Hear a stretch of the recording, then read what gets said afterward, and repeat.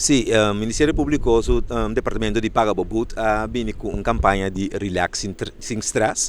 Non sta diventando temporada di vacazioni e hopi ne sta yendo con vacanze, però mese corta também se não que timbut não abrir com não Mister Paga. Essa aqui não, você não por aí não com problema no aeroporto.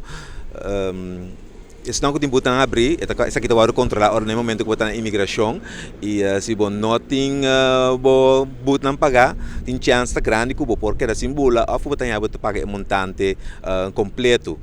Pensei tem é assim na chama relaxing stress que tá paquete que o Ministério Público está a oferecer, botar 30 de regla de pago de bobut, botar pagar 25 florin na mão e botar paga é sobrar hora de 18 luna máximo.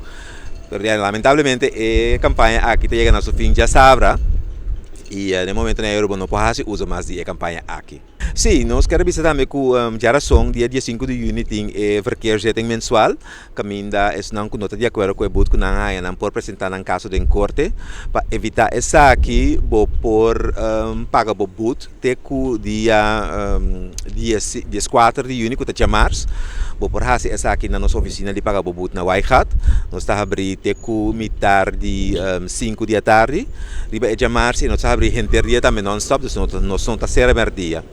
Mi ha l'ubità di vista tambe e pacchetto di relax sin stress che termina già sabra tambe specialmente non sta abri pa sei fuori mitare 9 te cu 10 sordi merdia.